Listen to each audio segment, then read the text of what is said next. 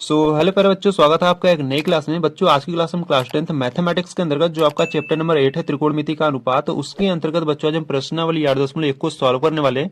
और बच्चों ये प्रश्नावली 8.1 का पार्ट 2 वीडियो है, जिसमें हम क्या करेंगे, क्वेश्चन नंबर 6 से सॉल्व करेंगे। ठीक है, इससे पहले वाले वीडियो में यानी कि प्रश्नावली 8.1 के पार्ट 1 वाले वीडियो में हमने क्वेश्चन नंबर 1 से लेकर क्वेश्चन नंबर 5 तक सॉल्व कर लिया था।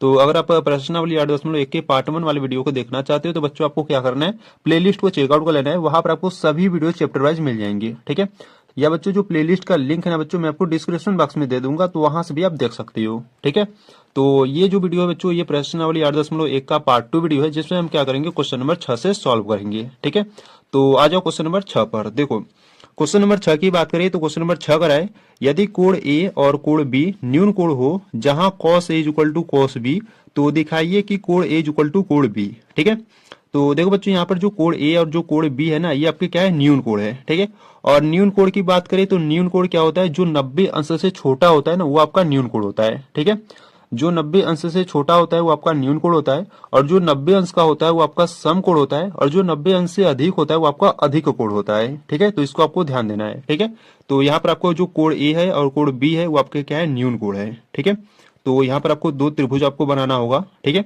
और यहाँ से आपको देखो क्या दिया है, यहाँ से आपको दिया cos A equal to cos B दिया है। ठीक है, तो यहाँ पर हमको दर्शाना है यानी कि सिद्ध करना है कि जो कोण A है वो कोण B के बराबर है। ठीक है, तो चलो आ जाओ सॉल्व करते हैं क्वेश्चन नंबर 6 को। देखो तो देखो यहाँ से अगर हम बात करें क्वेश्चन नंबर 6 की, ठीक है, तो बच्चों ये जो क्वेश्चन नंबर 6 है ये आपके लिए इंपॉर्टेंट है। ठीक है, एग्जाम में पूछा भी जाता है ऐसे क्वेश्चन। ठीक है, तो ध्यान से देखना। तो देखो बच्चों, पहले ना जो आपको क्वेश्चन में दिया है ना, पहले उसको लिख लो। ठीक है, तो यहाँ से हम क्या लिखेंगे, यहाँ से हम लिखेंगे प्रश्नानुसार दिया है। ठीक है, प्रश्नानुसार दिया है। आपको क्या दिया है, देखो यहां से आपको दिया है कि जो cos A है वो किसके इक्वल है, cos B के इक्वल है। ठीक है, ये आपको प्रश्न में दिया है। और यहाँ पर जो कोण A है और जो कोण B है वो आपके न्यून कोण है। तो न्यून कोण है तो बच्चों यहाँ पर आपको दो त्रिभुज पहले बना लेना है। ठीक है, तो यहाँ पर मैं फिगर बना लेता हूँ। तो इस प्रकार से यहाँ पर फिगर बना लेता हूँ। ठीक है, ठीक है, ये आपका एक फिगर हो गया। और यहाँ पर एक और फिगर बना लेते हैं इस प्रकार से। ठीक है, देखो अगर हम बात करें तो इसको देखो, यहाँ पर आपका कोण ए मान लेते हैं इसको। ठीक है, और यहाँ पर जो है इसको हम कोण बी मान लेते हैं। ठीक है, ये जो कोण ए है और यहाँ पर जो कोण बी है बच्चों, ये दोनों कोण आपके न्यून कोण है, यानी कि 90 अंश से छोटा है। ठीक है, तो यहाँ पर कोण ए मान लिया। ठीक है, और यहाँ पर इसको मान लो पी मान लेते हैं, और यहाँ पर क्यू मान लेते हैं। ठीक है, ये बी है, इसको सी एंड इसको डी मान लेते हैं। ठीक है, तो इस प्रकार से आपको दो फिगर बना लेना है। ठीक है, तो यहाँ पर मैं बता देता हूँ, देखो ये जो कोण ए है और ये जो कोण बी है, ये दोनों आपके न्यून कोण है, और इन्हीं को हमको प्रूव करना है, यानी कि कोण ए इक्वल टू कोण बी को प्रूव करना है। ठीक है, तो बच्चों ये जो कोण ए और कोण बी दोनों बराबर तभी होंगे जब दोनों त्रिभुज आपस में समरूप होंगे। ठीक है, अगर दोनों त्रिभुज को हम समरूप दिखा देते हैं तो हम कह सकते हैं कि ये जो कोण ए है वो कोण बी के इक्वल है। ठीक है, तो देखो यहाँ से पहले क्या करेंगे, समरूप दिखाएंगे। ठीक है, तो देखो यहाँ से आपको क्या दिया, देखो यहाँ से आपको cos A दिया है और यहाँ पर cos B दिया है। ठीक है, और cos A इक्वल टू क्या होता है, cos A इक्वल टू आपका आधार बटा कर्ण होता है। ठीक है, देखो यहाँ पर मैं आपको बता देता हूँ। देखो जैसे यहाँ से अगर हम बात करें तो आपका जो सूत्र होता है यानी कि जो ट्रिक होता है वो आपका क्या होता है, लाल बट्टे कक्का होता है। ठीक है, तो यहाँ पर अगर हम बात करें तो देखो ये आपका जो पहला होता है ये आपका साइन के लिए होता है। ठीक है, ये जो है बच्चों आपका साइन के लिए होता है, ये बीच वाला जो है वो आपका कॉस के लिए होता है, और ये जो तीसरे नंबर पे है ना, ये आपका टैन के लिए होता है। ठीक है, अगर उल्टा चलोगे तो ये आपका क्या हो जाएगा, कोसेक के लिए हो जाएगा, और ये सेक के लिए और ये कॉट के लिए हो जाएगा। ठीक है, तो यहाँ पर आपका क्या है, देखो यहाँ पर आपका cos A है, तो cos A इक्वल टू क्या होगा, cos के लिए आपका आधार बटा कर्ण होता है। ठीक है, तो यहाँ पर अगर हम बात करें तो आधार बट्टा कर्ण, ठीक है, cos A के लिए यहाँ पर देखो, यहाँ पर आपका कोण A है। ठीक है, अगर आप कोण A को थीटा मानोगे तो थीटा के सामने वाला भुजा आपका लंब होगा। ठीक है, तो यहाँ पर मैं लिख देता हूँ, देखो थीटा के सामने वाला भुजा आपका लंब होगा। ठीक है, यानी कि ये आपका लंब होगा, और ये आपका 90 अंश का है। ठीक है, ये जो कोण P है ये आपका 90 अंश का है, तो 90 अंश के सामने वाला भुजा आपका कर्ण होगा। ठीक है, हमेशा 90 अंश के सामने वाला भुजा हमेशा आपका कर्ण होता है, और थीटा के सामने वाला भुजा आपका लंब होता है। ठीक है, और जो आखिरी में बचेगा वो आपका क्या हो जाएगा, आधार हो जाएगा। ठीक है, जो आखिरी में बचेगा वो आपका क्या हो जाएगा, आधार हो जाएगा। ठीक है, ठीक इसी प्रकार इसमें भी है। देखो अगर हम कोण बी को थीटा मानेंगे तो थीटा के सामने वाला भुजा क्या हो जाएगा, आपका लंब हो जाएगा। ठीक है, तो ये जो है भुजा आपका लंब हो जाएगा, और ये 90 अंश का है, तो 90 अंश के सामने वाला भुजा आपका कर्ण हो जाएगा। ठीक है, और जो आखिरी में बचेगा वो आपका आधार हो जाएगा।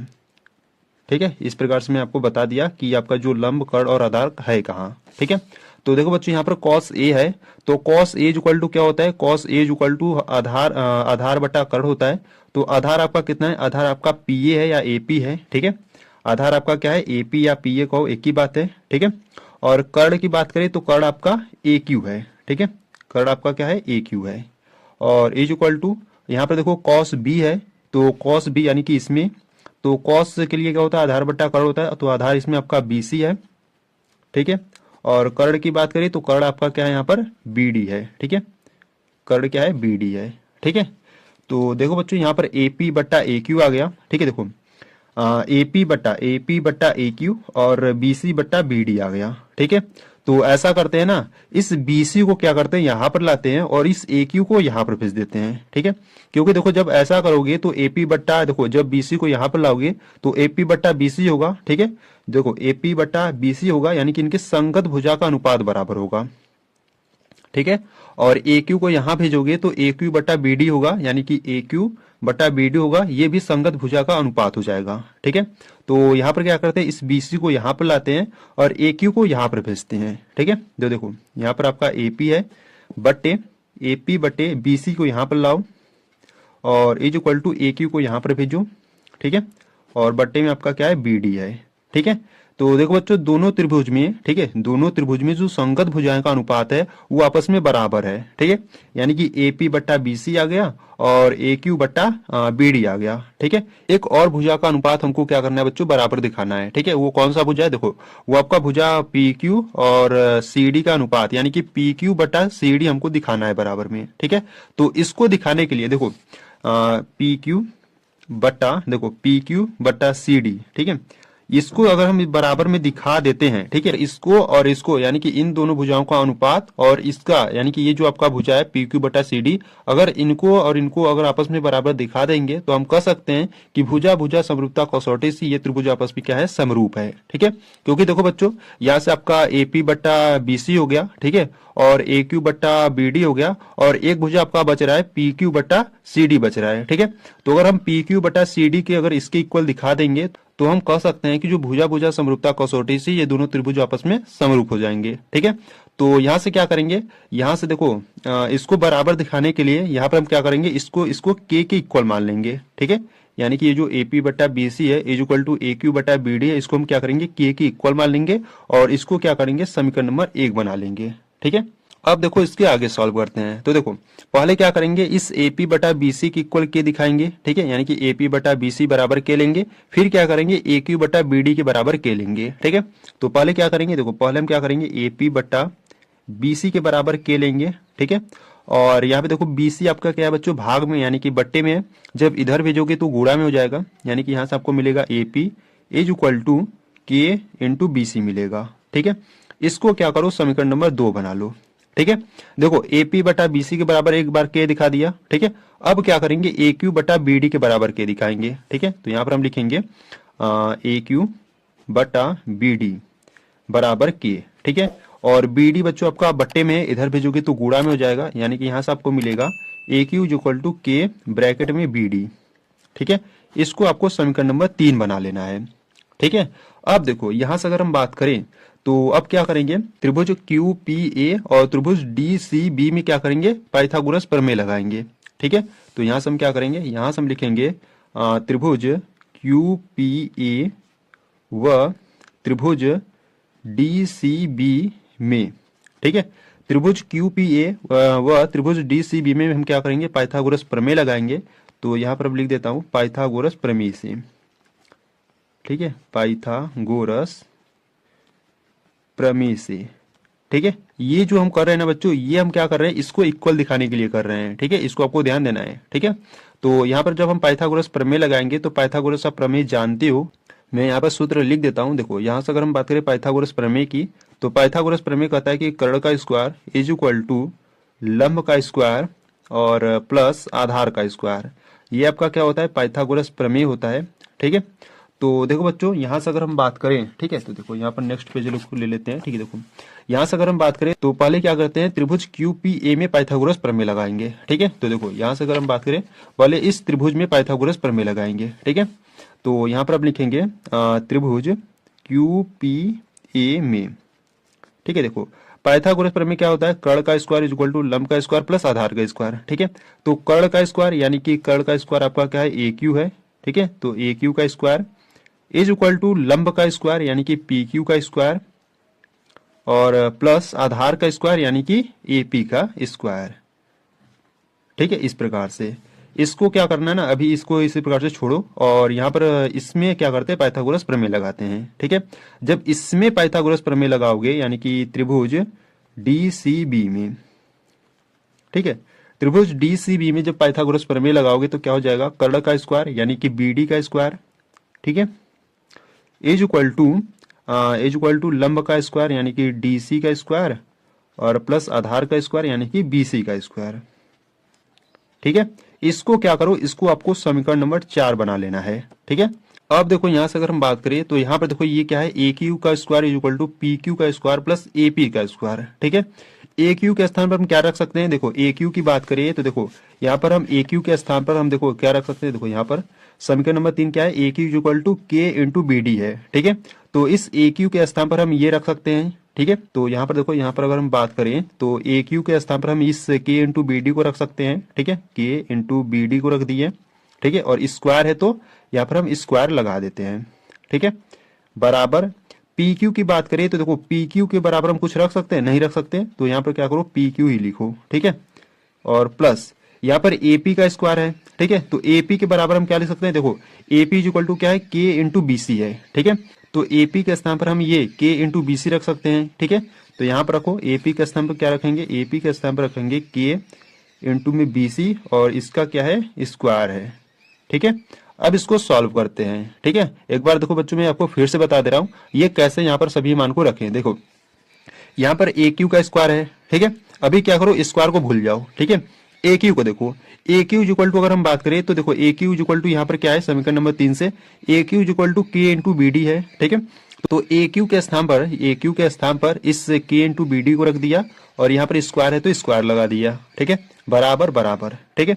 PQ स्क्वायर है प्लस और देखो यहाँ पर AP का स्क्वायर है, ठीक है, यानी कि AP, देखो AP यहाँ पर क्या है, AP is equal to K into BC है, ठीक है। तो यहाँ पर हमने AP के स्थान पर K इंटू BC रख दिया इस प्रकार से, ठीक है। और यहाँ पर स्क्वायर है तो स्क्वायर लगा दिया, ठीक है।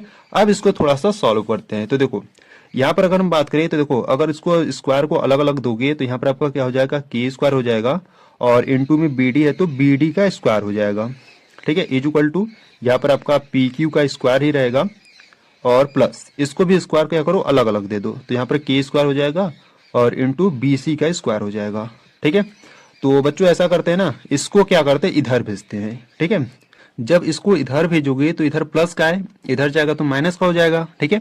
यानी कि यहाँ से आपका क्या बचेगा, देखो PQ का स्क्वायर इज इक्वल टू बराबर में आपका ये है K स्क्वायर और इंटू BD का स्क्वायर, ठीक है। और जब इसको आप इधर भेजोगे, ठीक है, तो ये आपका प्लस में आपका माइनस में हो जाएगा, ठीक है, बराबर के उधर जाएगा तो माइनस में हो जाएगा, तो माइनस में आपका K स्क्वायर इंटू BC का स्क्वायर हो जाएगा, ठीक है। तो देखो बच्चों यहाँ पर आपका K कॉमन हो रहा है, ठीक है। तो यहाँ पर रखो PQ का square is equal to K square आपका कॉमन है यानी कि उभयनिष्ठ है, तो K स्क्वायर को कॉमन ले लो, यहाँ से आपका क्या बचेगा, यहाँ से आपका बचेगा BD का स्क्वायर माइनस BC का स्क्वायर बचेगा, ठीक है। और BD square minus BC square ये किसके इक्वल है, तो देखो BD square minus BC square, ठीक है। तो BD स्क्वायर देखो BD स्क्वायर यहाँ पर मिला, ठीक है। और अगर BC स्क्वायर को इधर भेजोगी तो माइनस का BC स्क्वायर हो जाएगा, ठीक है, जो कि DC स्क्वायर के इक्वल होगा, ठीक है, समझ रहे हो। देखो यहाँ पर मैं आपको समझाता हूँ, देखो यहाँ से अगर हम बात करें, देखो ये आपका क्या है, देखो ये आपका BD स्क्वायर है, ठीक है, BD का स्क्वायर है इज इक्वल टू DC का स्क्वायर है, ठीक है, प्लस BC का स्क्वायर है, ठीक है।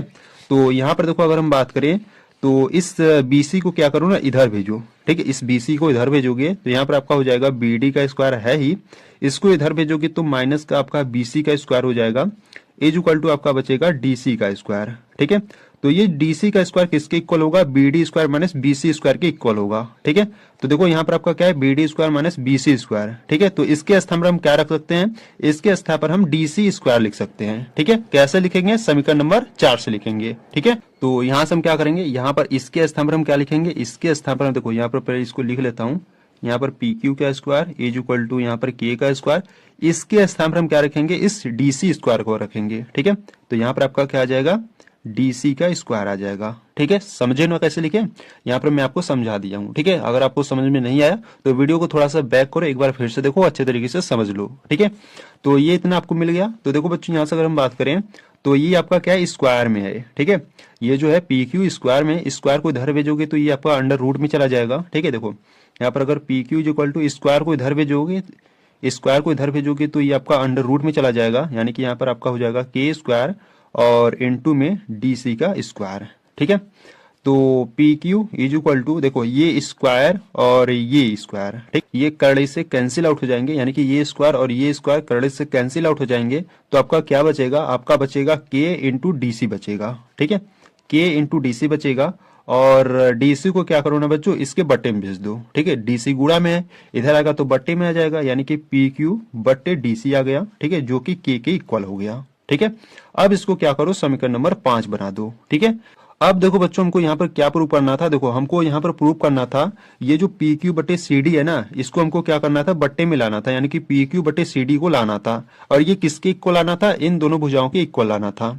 ठीक है, तो ये और ये भुजा आपके इक्वल आ जाएंगे, तो हम कह सकते हैं कि ये जो त्रिभुज है, यानी कि भुजा भुजा भुजा समरूपता कसौटी से ये जो दोनों जो त्रिभुज है वो आपके समरूप होंगे। ठीक है, तो यहाँ से हम आगे क्या लिखेंगे, यहाँ से हम आगे लिखेंगे समीकरण 1 व 5 से। ठीक है, समीकरण 1 व 5 से, देखो समीकरण नंबर 1 क्या है, समीकरण नंबर 1 है आपका ए पी बट्टा B C is equal to A Q बट्टा B D is equal to K है। ठीक है, और के की इक्वल हमारा क्या है, के की इक्वल ये पी क्यू बट्टा डी सी है। ठीक है, तो इसलिए यहाँ पर हमने लिख दिया समीकरण नंबर 1 और समीकरण नंबर 5 से। ठीक है, तब समीकरण नंबर, तो समीकरण नंबर 1 और समीकरण नंबर 5 से आपका क्या हो जाएगा, देखो समीकरण नंबर 1 आपका है ए पी बट्टा बी सी है। ठीक है, is equal to A Q बट्टा बी डी है, और इज इक्वल टू के है, और के का मान यहाँ पर पी क्यू बटा डी सी है, तो के का स्थान पर रख दो, ऐसे मान लो। ठीक है, जैसे देखो यहाँ पर इसके इक्वल के है। ठीक है, और यहाँ पर हमने के का मान यहाँ पर फाइंड कर लिया, के का मान क्या है, पी क्यू बटा डी सी है, तो यहाँ पर रख दो पी क्यू बटा डी सी। ठीक है, तो देखो बच्चों, दोनों त्रिभुज की जो संगत भुजाओं का अनुपात है वो आपस में बराबर है। ठीक है, तो यहाँ से हम क्या कर सकते हैं, तो यहाँ से हम कह सकते हैं कि अतः यस यस यस। ठीक है, यस यस यस कहो या भुजा भुजा भुजा कहो, ठीक है, एक ही बात है। यस हम इसलिए लिख रहे हैं क्योंकि देखो यहाँ पर शॉर्ट फॉर्म में हो जाएगा। ठीक है, तो यहाँ पर यस यस यस यानी कि साइड साइड साइड, यानी कि आप भुजा भुजा भुजा भी लिख सकती हो। ठीक है, तो यस यस यस समरूपता कसौटी से, समरूपता कसौटी से हम कह सकते हैं कि जो आपका त्रिभुज था, ठीक है, जो आपका त्रिभुज क्यू पी ए था वो समरूप हो जाएगा त्रिभुज डी सी बी के। ठीक है, ये दोनों त्रिभुज आपके क्या हो जाएंगे, समरूप हो जाएंगे। ठीक है, अगर दोनों त्रिभुज समरूप हो गए तो हम कह सकते हैं कि जो कोण ए है वो कोण बी के इक्वल है। ठीक है, तो इसीलिए जो कोण ए है वो कोण बी के इक्वल है, और इसी को बच्चों आपको क्या करना था, प्रूव करना था। ठीक है, तो इस प्रकार से इसको आपको प्रूव करना था। ठीक है, तो बच्चों इस प्रकार से इस क्वेश्चन को आपको सॉल्व करना था। अगर इसमें आपको कुछ भी डाउट हो रहा है, कुछ भी प्रॉब्लम, कुछ भी दिक्कत आ रही है, तो बच्चों आपको क्या करना है, एक बार वीडियो को रिपीट कर एक बार फिर से देख लेना है और अच्छे तरीके से समझ लेना है। ठीक है, तो यहाँ पर आपका क्वेश्चन नंबर 6 कंप्लीट हुआ। अब आ जाओ क्वेश्चन नंबर 7 पर। देखो क्वेश्चन नंबर 7 की बात करें तो क्वेश्चन नंबर 7 कराए, यदि cot theta is equal to 7/8, तो फर्स्ट में आपको कराए 1 प्लस साइन थीटा एक ब्रैकेट में, और अगले ब्रैकेट में कराए 1 माइनस साइन थीटा, बट्टे में 1 प्लस कॉस थीटा, और अगले ब्रैकेट में 1 माइनस कॉस थीटा का मान फाइंड करो। ठीक है, और यहाँ पर सेकंड भी दिया है, कॉट स्क्वायर थीटा का भी मान आपको ज्ञात करना है। ठीक है, तो चलो आ जाओ सॉल्व करते हैं क्वेश्चन नंबर 7 को। ठीक है, तो यहाँ पर आपका जो क्वेश्चन नंबर 6 था बच्चों आपका कंप्लीट हो गया। ठीक है, क्वेश्चन नंबर 6 आपके लिए इंपॉर्टेंट था, तो अगर आपको कुछ भी डाउट है तो बच्चों आप देख सकते हो एक बार फिर से। ठीक है, अब आ जाओ क्वेश्चन नंबर 7 को सॉल्व करते हैं। तो देखो यहाँ से अगर हम बात करें क्वेश्चन नंबर 7 की, ठीक है, तो देखो यहाँ से पहले जो आपको क्वेश्चन में दिया ना, पहले उसको लिख लो। ठीक है, तो यहाँ से आप क्या लिखोगे, यहाँ से आप लिखोगे प्रश्नानुसार दिया है। ठीक है, प्रश्नानुसार दिया है। आपको क्या दिया है, देखो यहां से आपको दिया है कि जो कॉट थीटा है वो आपको 7/8 दिया है। ठीक है, ये आपको दिया है। तो बच्चों देखो cot theta is equal to 7/8 दिया है। ठीक है, और cot theta is equal to होता क्या है, cot theta is equal to आपका होता है आधार बटा लंब होता है। ठीक है, cot theta is equal to आपका क्या होता है, आधार बटा लंब होता है। अगर आपको याद नहीं है तो आपको इस प्रकार से देख लेना है। ठीक है, देखो ट्रिक क्या होता है, ट्रिक होता है आपका लाल बट्टे कक्का होता है। ठीक है, तो ये साइन के लिए होता है। ठीक है, देखो मैं यहाँ पर फिर से बता दे रहा हूँ, ये आपका क्या होता है, लंब बटा कर्ण साइन के लिए होता है। ठीक है, आधार बटा कर्ण कॉस के लिए होता है, और लंब बटा आधार ये टैन के लिए होता है। ठीक है, और अगर उल्टा लोगे यानी कि कर्ण बटा लंब लोगे तो ये आपका क्या होता है, कोसेक के लिए होता है। ठीक है, और कर्ण बटा आधार लोगे तो ये आपका सेक के लिए होता है, और आधार बट्टा लंब लोगे तो ये आपका कॉट के लिए होता है। ठीक है, तो इस प्रकार से हम सभी मान को फाइंड करते हैं। ठीक है, तो बच्चों देखो यहाँ पर कॉट थीटा है, तो cot theta is equal to क्या होगा, आधार बट्टा लंब होगा। ठीक है, तो cot theta is equal to आधार बट्टा लंब हो गया। तो आधार यहाँ पर आपका कितना है, 7 है, और लंब की बात करें तो लंब 8 है। ठीक है, तो यहाँ पर आधार लंब आपको दिया है, तो यहाँ पर आपको एक फिगर बनाना होगा। ठीक है, तो यहाँ से पहले एक फिगर बना लेते हैं। देखो इस प्रकार से एक त्रिभुज बना लेते हैं। ठीक है, तो इसको कुछ नाम दे देते हैं, जैसे मान लो ये आपका ए है, और ये बी है, और ये सी है। ठीक है, ये जो कोण बी है ये आपके 90 अंश का है। ठीक है, और बच्चों आप जानते हो 90 अंश के सामने वाला भुजा आपका क्या होता है, 90 अंश के सामने वाला भुजा आपका कर्ण होता है। ठीक है, अगर हम इसको थीटा माने, ठीक है, अगर हम कोण सी को अगर हम थीटा मानेंगे तो थीटा के सामने वाला भुजा आपका क्या होगा, लंब होगा। ठीक है, और जो आखिरी में बचेगा वो आपका क्या हो जाएगा, आधार हो जाएगा। ठीक है, तो यहां से देखो अगर हम बात करें तो यहाँ पर cot theta is equal to आधार बटा लंब होता है, तो जो आधार वो 7 है। ठीक है, जो आधार वो 7 है, और जो लंब है वो 8 है। ठीक है, यहाँ से जो कर्ण है वो हमको मालूम नहीं है, तो यहाँ से पहले हम क्या करेंगे, इस AC यानी कि पहले कर्ण को फाइंड करेंगे। ठीक है, तो यहाँ से क्या करेंगे, कर्ण को ज्ञात करने के लिए हम क्या करेंगे, इस त्रिभुज में पाइथागोरस प्रमेय लगाएंगे। ठीक है, तो यहाँ पर हम क्या लिखेंगे, यहाँ पर हम लिखेंगे त्रिभुज ABC में, त्रिभुज ABC में हम क्या करेंगे बच्चों, पाइथागोरस प्रमेय लगाएंगे। ठीक है, पाइथागोरस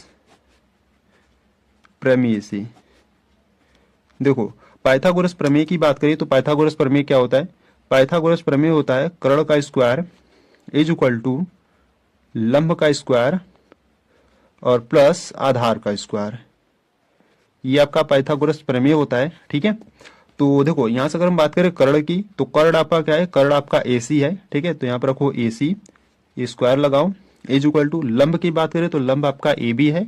ठीक है, तो यहाँ पर AB का स्क्वायर, प्लस आधार की बात करें तो आधार आपका BC है। ठीक है, तो BC का स्क्वायर। अब देखो यहाँ पर सभी मान को रखते हैं। देखो यहाँ पे जो कर्ण है वो AC है, यानी कि AC यानी कि कर्ण हमको ज्ञात करना है, तो यहाँ पर रहेगा AC का square is equal to AB की बात करें तो AB का जो मान है वो 8 है, तो यहाँ पर रखो 8, स्क्वायर लगा दो, प्लस BC की बात करें तो BC का मान 7 है, तो यहाँ पर रखो 7 और स्क्वायर लगा दो। ठीक है, अब इसको सॉल्व करते हैं, तो AC का स्क्वायर इज इक्वल टू 8 का स्क्वायर 64 होता है, और प्लस 7 का स्क्वायर 49 होता है। ठीक है, तो AC का स्क्वायर इज इक्वल टू 64 और 49 को जोड़ दो। ठीक है, तो देखो 9 4 13 के 3 हासिल 1 बचा, 6 4 10 1 11। ठीक है, तो जोड़ने पर कितना आ जाएगा, 113 आ जाएगा।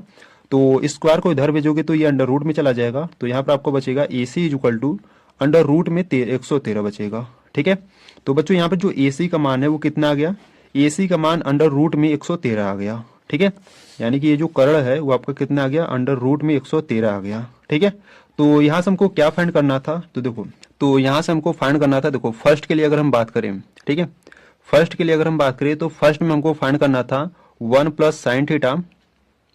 ठीक है, फर्स्ट में हमको 1 प्लस साइन थीटा, और अगले ब्रैकेट में दिया था 1 माइनस साइन थीटा। ठीक है, और बट्टे में क्या था, बट्टे में आपका था 1 प्लस कॉस थीटा। ठीक है, और 1 माइनस कॉस थीटा। ठीक है, इसका मान हमको बच्चों ज्ञात करना था। ठीक है, तो देखो यहां से अगर हम बात करें साइन थीटा, ठीक है, और कॉस थीटा की, तो पहले क्या करते हैं, साइन थीटा और कॉस थीटा का मान ज्ञात कर लेते हैं यहां से। ठीक है, देखो अगर हम साइन थीटा की बात करें, ठीक है, तो यहां पर देख लेते हैं। देखो अगर हम साइन थीटा की बात करें तो साइन बराबर क्या होता है, लंब बटा कर्ण होता है। ठीक है, साइन बराबर क्या होता है, लंब बटा कर्ण होता है। तो लंब की बात करें तो लंब आपका कितना है, 8 है, ठीक है। और कर्ण की बात करें तो कर्ण आपका कर्ण में 113 है, ठीक है। अब यहाँ पर आपका कॉस भी है, तो यहाँ पर हम कॉस भी फाइंड कर लेते हैं। तो कॉस थीटा इक्वल टू क्या होता है, देखो कॉस के लिए क्या होता है, आधार बटा कर्ण होता है, ठीक है। कॉस के लिए आपका क्या होता है, आधार बटा कर्ण होता है, ठीक है। तो आधार आपका कितना है, आधार आपका 7 है, और बट्टे में कर्ण कितना है, अंडर रूट में 113 है, ठीक है। तो यहाँ पर जहां साइन है वहां पर हम क्या रखेंगे, 8 बटा अंडर रूट में 113 रखेंगे, और जहां पर कॉस है वहां पर हम क्या रखेंगे, 7 बटा अंडर रूट में 113 रखेंगे, ठीक है। इसको आपको ध्यान देना है। तो चलो आ जाओ सॉल्व करते हैं। देखो यहाँ पर आपका 1 है तो यहाँ पर 1 रखो, ठीक है। तो ब्रैकेट लगा लेते हैं, यहाँ पर 1 हो जाएगा plus sine theta is equal to लंब बटा कर्ण होता है। तो यहाँ पर हमने फाइंड कर लिया है। तो लंब साइन थीटा के लिए क्या होता है, साइन थीटा के लिए यहाँ पर जो मान है वो 8 बटा अंडर रूट में 113 है, ठीक है।